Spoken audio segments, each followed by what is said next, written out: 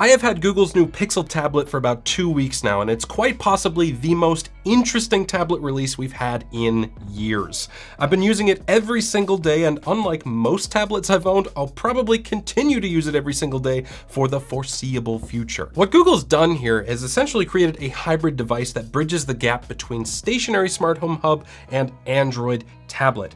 Inside the box, you get the tablet itself as well as this, the charging speaker dock. This is essentially the bottom half of a Google Home Hub that has these little magnetic charging pins on the bottom. Once you place the Pixel tablet near them, they'll snap together and the tablet will start charging. Google's put a lot of work into the software of this tablet so that when you return the tablet to the dock and lock the screen, it becomes a capable smart home hub. You can control devices from it, you can ask the assistant questions, it can ambiently show the weather and time. It's basically a slightly bigger version of Google's Home Hub Max. There's a new option in the settings menu called Hub Mode. Similar to how the Google Home Hub works, you can choose a screensaver from some preset options.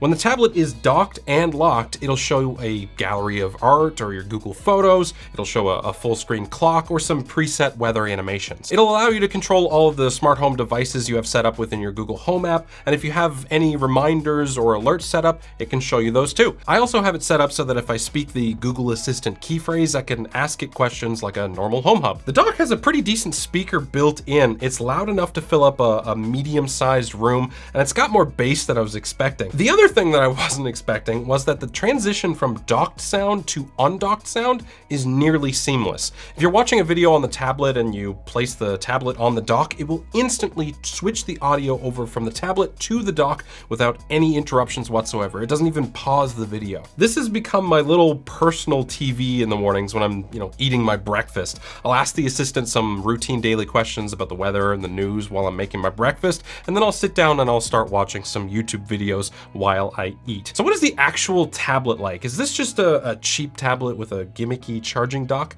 No. Actually, for one, it's really not that cheap. It's $500. That's slightly cheaper than Samsung's S8, but slightly more expensive than the newish OnePlus Pad. You do actually get quite a bit for your money here though. For starters, it comes with Google's top-end Tensor G2 chip and 8 gigs of RAM.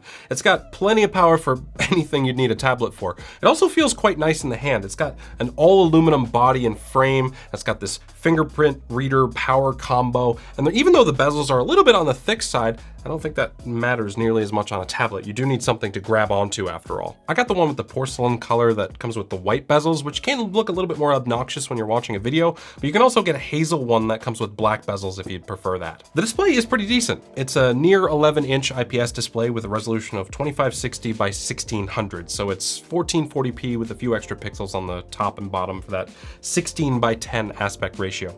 Now the choice to go with an IPS panel here instead of OLED might disappoint some of you, but it's actually the right choice. This tablet is intended to be used as a smart home hub with a screen that stays on all day. If they'd gone with an OLED display, you'd be getting some screen burn in. The colors and contrast are just fine on this tablet anyway, and it's plenty sharp too. The only real downside, in my opinion, is the fact that this is a 60 hertz panel, so you're not gonna be doing any sort of high refresh rate gaming on it, unfortunately. But yeah, for movies, TV shows, YouTube, the display is great. I'll tell you what I didn't like though. The speakers that are built into the tablet are really not great. Google wants you to use the speaker dock for sure because the built-in tablet speakers on each side are really tinny sounding in comparison. The observant among you would have noticed this little camera on the long side of the tablet by now. Again, that is so that you can use the camera as like a webcam for video calls while it's docked. That one and the rear-facing camera on the back are both 8 megapixel shooters that max out at 1080p video. That's not exactly promising on paper, but I thought, hey, this is a Pixel tablet. Maybe there's some software trickery going on that'll make it okay. Not really. There's only so much that software can do with bad hardware, and this is definitely bad hardware. Terrible focusing distance, images were not very sharp at all because of the low resolution, and colors were just, they were okay in general. Hilariously enough, the images were so dull that the software kept telling me that the lens needed cleaning, even though it was perfectly clean already. I hadn't even touched the camera. Listen, I know that this is a tablet and tablets don't need to have good cameras. They're essentially just video calls with friends and family, but I was expecting at least some mediocre cameras given that this is branded as a Pixel tablet. I mean, Pixel phones tend to have some of the best cameras out there. Now, what about battery life? I'll be honest, I have not been able to test the battery to its full limit because I've been using the tablet on its dock so often. Google claims that you can get 12 full hours of video streaming from it, which sounds pretty decent.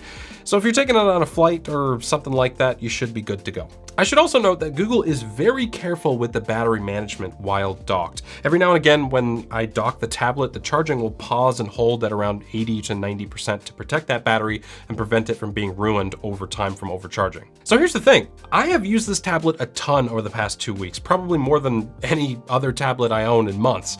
The fact that I can use this as a smart home hub gives it way more versatility in my house, and I like it a lot. The inclusion of a speaker charging dock is such a smart way to make the tablet space fun and interesting again, and the software really just ties it all together. Hope you liked the video. Thanks for watching, and as always, have a great day.